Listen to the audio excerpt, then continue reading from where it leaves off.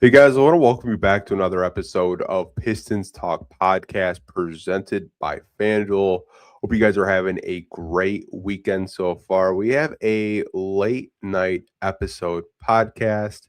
Usually I like to do them earlier in the afternoon, but had some stuff going on today, but still wanted to bring you guys some weekend content. So, what we'll be discussing and going over, we now know what the New Orleans Pelicans want for Trey Murphy. We will go over the asking price and if this does make sense for the Detroit Pistons. There's a free agent target that just opted out of his player option that I think could be a pretty good solution at power forward for the Detroit Pistons. Should Isaiah Joe start? See a lot of discussion with Pistons fans right now about this as well. And then we'll end the podcast with the Detroit Pistons Summer League schedule, going over the schedule and going over how the seeding works because it's different from regular season and preseason basketball. So let's get into today's episode, you guys. I think one of the most popular names in this offseason has been Trey Murphy. It's been Trey Murphy with Pistons fans for the last couple of months, and understandably so. Trajan Langdon came from New Orleans, drafted Trey Murphy when he was down there, and Joe Dumars, former Detroit Pistons exec, and Troy Weaver are in the Pelicans front office. So there's a lot of parallels between the Detroit Pistons and the New Orleans Pelicans. So it's understandable that we talk about Trey Murphy and some Pelicans that are on the roster that could possibly be trading options. Now, kind of circling back to Trey Murphy, we have wondered what the Pelicans would ask for trading him. We now have a better understanding of what the asking price is. And this comes from Jake Fisher, and NBA Central is just um, recycling his story and put it on their Twitter. But it says New Orleans Pelicans are reportedly seeking 3 first round picks for Trey Murphy per Jake Fisher. Now, I like Trey Murphy, and this is where the discussion we can have, right? We can have about improving the roster. We can talk about Trey Murphy as the basketball player. We can talk about the future first. I want to talk about the future first because I think that's where a lot of people will kind of have this conversation. When you're the Detroit Pistons and you just selected 17th, but it was a trade up, your draft capital should be very late 20s at the bare minimum. If it's not late 20s, that means you had a bad season. It would have been 28th this year if you didn't make the trade with Minnesota. So what I'm saying is these future first, these late first round picks, they're going to be late first round picks. They're not going to be lottery first round picks like we were used to drafting fifth every year after we did win the lottery and get Cade Cunningham.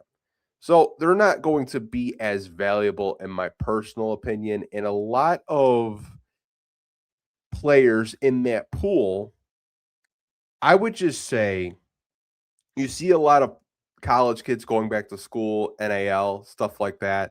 I don't really think having a late first round pick is as valuable because a lot of these first round picks now are second round picks, right?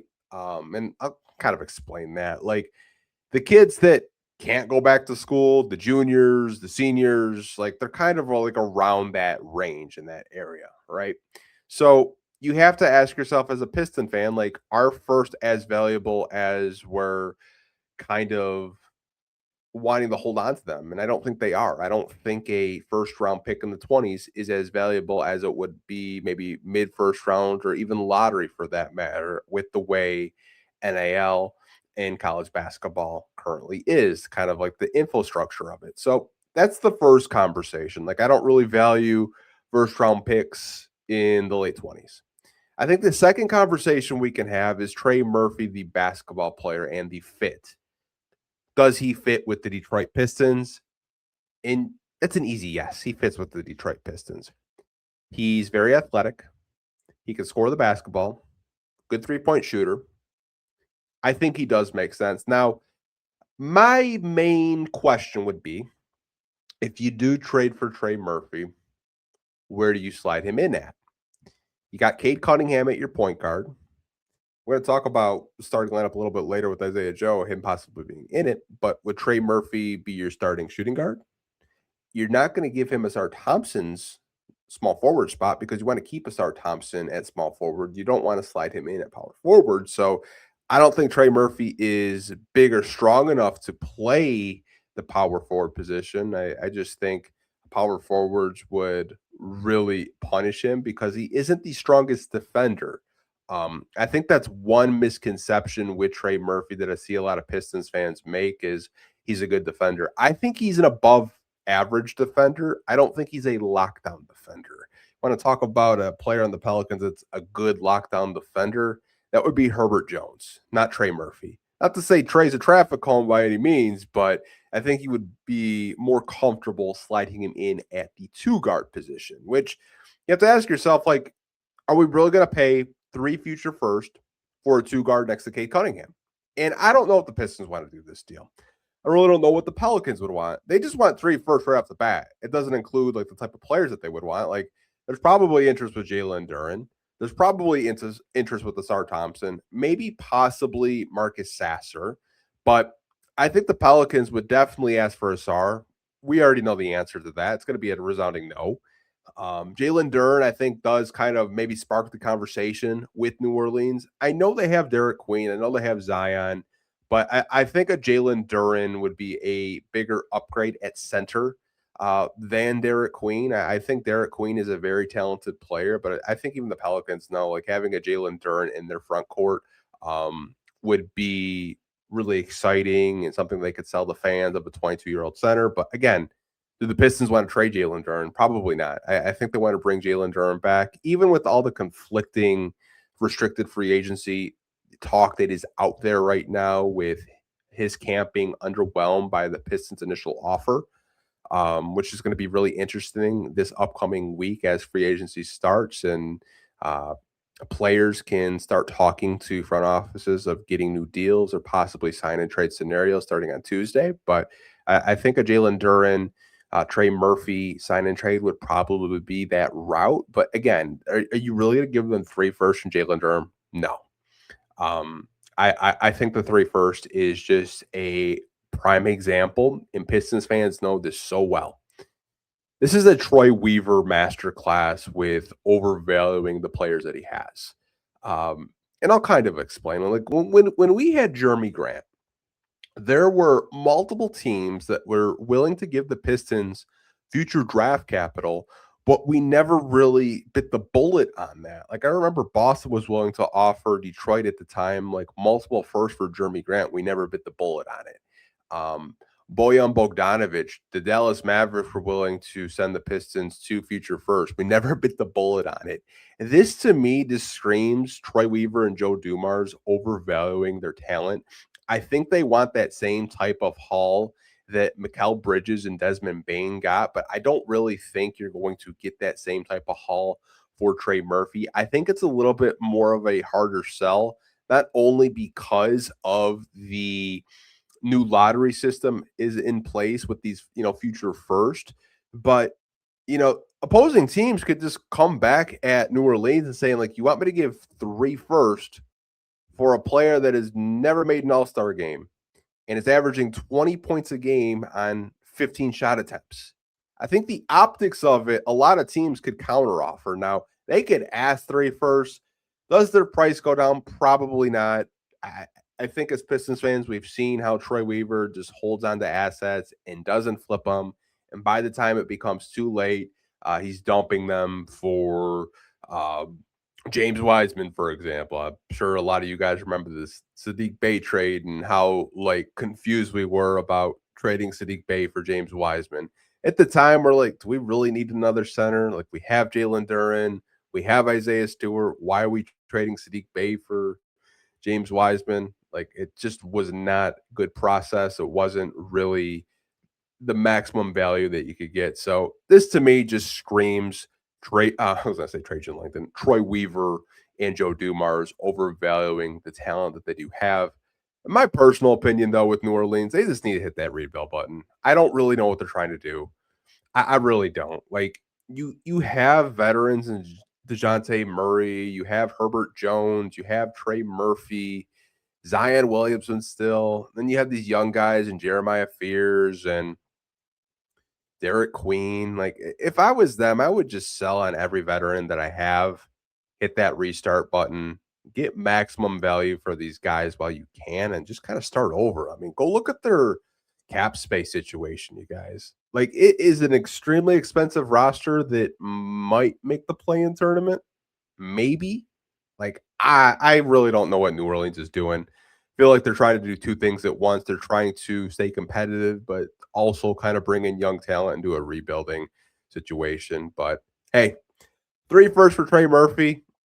I wouldn't be opposed to it, but with the players that they would probably want, like I'm not giving you 3 firsts and Jalen Duren. I'm not getting you 3 firsts and like Ron Holland or 3 first and like multiple packages of like Ron Holland, Marcus Sasser, Jalen Duren. Like I'm just not doing it. I think it's just an overpay in my personal estimation, but did want to discuss it because I think a lot of people are, they're still in love with the idea of Trey Murphy. I think the main questions I do have is like, you play him at shooting guard? Um, is 3 first like a little bit too rich for the Detroit Pistons blood? Again, I think those are the questions that I do have. I don't know what the questions you guys would have with just who you would have to give up to have the salaries kind of match and work, but I did want to discuss it today because I feel like he's been such a popular name in this NBA offseason so far. I wanted to get into free agency. Now, obviously, I know free agency absolutely blows. I think we can all agree that um, with some of the names that are out there, it's very underwhelming. Like a lot of the names that I think we talked about initially very early on, like Kobe White, Ao DeSumo, CJ McCollum, like those are probably 3 of the best names out of this entire free agency class. Now, I saw last night on the timeline that this player decided to opt out of his player option. Now, I'm not saying you start this player. I don't think he's a starter. I think he is a bench piece. But we talk about how this team needs more power forward depth. I would absolutely love this move. So, Toronto Raptors forward, Sandro. I am not even going to try to pronounce your last name, my guy, but you guys know who Sandro is. He's opting out of his $2.8 million player option and he will hit the open market per source. Now, this is a guy to me that kind of fits with like what the Detroit Pistons want to do. He can play power forward or center. I personally think he's more of a power forward. He can stretch the floor. He has had great seasons with the San Antonio Spurs and the Toronto Raptors. I don't think he would cost too much to get, but if you want to talk about adding more depth at the power forward position, getting a stretch four, possibly on the cheap, Sandro checks a lot of boxes for the Detroit Pistons. Now, a couple of weeks ago, we were joined by Wes Davenport on the podcast, and we were talking about free agency, and one of the players that he really liked was Sandro as well. And he was like, I would give him the full mid-level exception. Like I wouldn't even like second guess it. Like if you want to do that, you can. You definitely can. You want to make sure that you do land a Sandro in free agency. Does it possibly make sense for the Detroit Pistons? I don't know. It's still very early on. I do know that free agency starts on Monday, I think after 6 o'clock.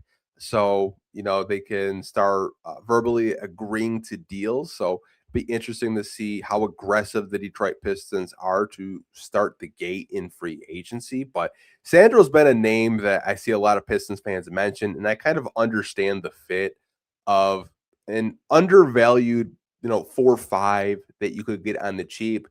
Can rebound the ball a little bit. You're not asking him to start by any means, but talk about backup power forward. It could be an option. But if the Pistons don't do that, they do have a player in Isaac Bonga that is coming over. I don't really know what his role is going to be. If I did have to guess, I would assume he takes over Javonte Green's role because I personally think Javonte Green is probably going to get sought out by a veteran team. I could totally see the Lakers going after him. Had a career year with the Detroit Pistons, was so available, didn't miss. I don't even think he missed a game this past season with the Pistons. 3-and-D wing that I think the Lakers would absolutely covet. Could totally see Javonte Green getting a bag somewhere else with another team. And I think the Pistons signed Isaac Bonga because they anticipated possibly Javonte getting a deal. Because if you guys remember, it was a very late free agency signing and it was like a vet's minimum. I think that's why they decided to bring over why they are going to bring over Bonga, excuse me. I think he kind of plays in between a three, kind of an undersized four, but again, maybe Sandro's an option. Maybe the Pistons have already kind of penciled in Isaac Bonga of coming over, making the roster, and being a contributor off the bench. But did want to mention Sandro because I do think it is a possibility for the Detroit Pistons. Now, the Detroit Pistons just traded for Isaiah Joe. And I think when we kind of project the starting lineup before free agency, this is probably going to age like freaking milk. But hey, we're doing daily podcasts for you guys, trying to bring you guys Detroit Pistons content every day if there is news. I see this discussed on the Detroit Pistons Twitter timeline right now, saying you can't start Isaiah Joe. He's a bench piece. You're probably still going to start Duncan Robinson. Here's my thing. I'm not entirely sure that the Detroit Pistons actually keep Duncan Robinson, and it has nothing to do of what he did this past season. It has more to do with the contract that he signed. He's non-guaranteed. Like, he's only guaranteed $2 million. You want to generate more cap space? You could waive Duncan Robinson right now. You could generate a lot more cap space if you anticipate of adding more salary to this roster, filling out the depth. That's why I think Isaiah Joe could possibly start. So I'll just kind of put like a projection starting five. Cade Cunningham obviously is going to be your starting point guard. Isaiah Joe at shooting guard. Asar Thompson at small forward. Now, I have two question marks at power forward and center. Tobias Harris, question mark. Do they bring Tobias Harris back? And Jalen Duren, question mark, which I think is fair because I really don't know what is going to happen in restricted free agency with the Detroit Pistons and Jalen Duren. I still think he is on the Detroit Pistons roster this upcoming season, but anything can happen. Deals can become available, during this offseason free agency, sign and trades, whatever, right? But I wouldn't be opposed to starting Isaiah Joe, and I'll kind of go over why I wouldn't be opposed. I think when you talk about him, he's a 3-and-D wing that defensively is much better than Duncan Robinson. I think defensively, he's actually kind of underrated in a sense. He's an average to above average defender that can switch, move his feet laterally really well, and he's really athletic. Like, I think Isaiah Joe starting wouldn't be the worst thing in the world. It really wouldn't. Not to mention, like, the perimeter shooter that he is. He's been one of the best perimeter shooters in the NBA for the past 4 seasons. This year with OKC, he shot over 40% from 3 on 6 attempts per game. And it kind of made me think of JB Bickerstaff's first year, where we often saw Tim Hardaway Jr. start with Asar Thompson, Cade, Tobias, and Duren out there because they needed more of a floor spacer. That's why I think Isaiah Joe could be in the starting lineup with the Detroit Pistons. And I think it makes sense. Now, that's under the assumption that the Pistons don't make that big splash. I mentioned Trey Murphy. Do they bite the bullet for him? Do you kind of slide him in at the starting 2 guard and you have Isaiah Joe off the bench? Maybe. Or it could be another player that we have mentioned, on the podcast over the past month or so with these trade rumors. But I think for right now, as we're projecting, Isaiah Joe starting would not be the worst idea. I do think he's severely underrated by just the national media in general. If you guys have a chance, just like kind of watching his highlights, I think you'll really fall in love with the type of player he is, can create for himself. He's not a type of player where he can create for others on every possession. Not to say that he can't. It's just not really like his A game. But he is a player that I think can fit next to Cade, can help in the perimeter shooting department, and I think is probably going to have a career year just because he's going to get way more opportunities with JB Bickerstaff and playing alongside Cade Cunningham and others. But did want to kind of talk about just the possibility of him starting again. This is projecting like crazy. We're June 27th as we're recording this podcast. This could age like freaking milk. It 100% could. But I thought it was worth talking about with you guys. What are you kind of feeling with Isaiah Joe possibly starting? I personally could see Duncan Robinson getting waived just to create more cap space and the Pistons, kind of fill up their depth and fill up their roster. But that's just me.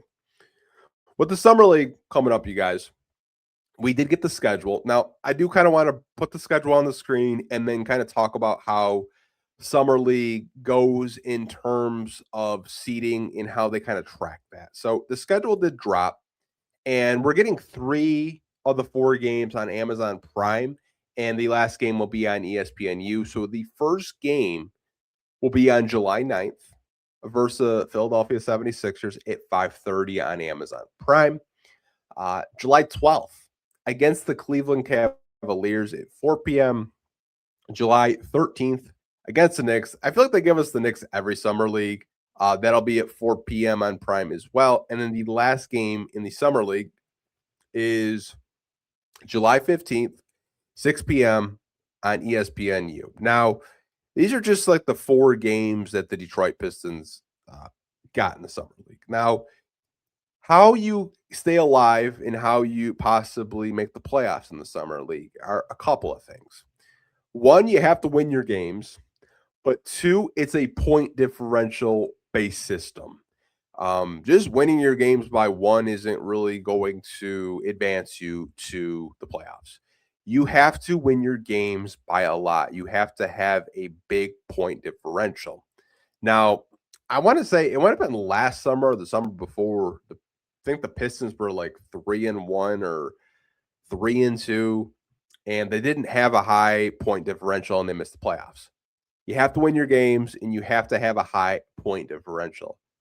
As of right now, we do know Abuko Corey is going to be there. There are some undrafted free agents that will also be on the roster. I don't know if their second round pick is going to be there. I would assume he is. Would really like to see a little bit more out of him. And some of the other guys, like I expect Chaz Lanier to be there. That'll be his second year. Ron Holland is a question mark. I'm not sure. I don't think it would hurt, but it would be his 3rd season. Maybe he is there, maybe he isn't. But again, those are just the initial games with the Pistons keep winning in kind of keeping their Summer League alive. There will be more scheduled with the Summer League playoffs, but Summer League is fastly approaching. First basketball we'll see since the NBA playoffs, and then it'll be like no basketball until preseason, which starts like end of September, early October. But did want to kind of talk about the Summer League and how it goes in terms of making the Summer League playoffs with the point differential and stuff like that. Before we do end this podcast, you guys, we have to hear from our sponsors over at the FanDuel Sportsbook. And right now we have MVP odds. As you guys know, Victor Wembanyama is the odds-on favorite at a plus 200. Shai Gilgeous-Alexander from the Thunder, reigning MVP, plus 330. Nikola Jokic, plus 550 with the Denver Nuggets. Luka Doncic, plus 700. Giannis Antetokounmpo with his brand new team in the Miami Heat, plus 1,200. Still very surprised by that. Anthony Edwards is a plus 2,000 with the Minnesota Timberwolves. That new look backcourt with him and LaMelo Ball. Maybe it'll be a little bit higher as we do get closer to the NBA season. Jason Tatum with the Boston Celtics, plus 2,500. And then Pistons own Cade Cunningham at a plus 3,000. So those are the MVP odds very early on. If you guys just want to hit it early, you never know. I think it would be a very good opportunity to do so with a lot of these NBA futures, because the way that they're set right now, I think it's a good investment long term. If you guys just want to throw $5 at it, and it's like if it hits, You're laughing to the bank. If it doesn't, it's $5. Who cares, right? Gamble responsibly, by the way. But appreciate you guys watching today's episode. Let me know about the Trey Murphy asking price. Would you do it if you are the Detroit Pistons and Trajan Langdon? A free agent target, Sandro. Would you like the fit as a power forward center type of archetype? Should Isaiah Joe start in the starting lineup? And are you looking forward to seeing Abuka Corey in the summer league? I'll talk to you guys down below in the comment section. Like always, hope you guys are staying safe. Take care. And I'll talk to you guys in the next podcast episode, you guys. Peace.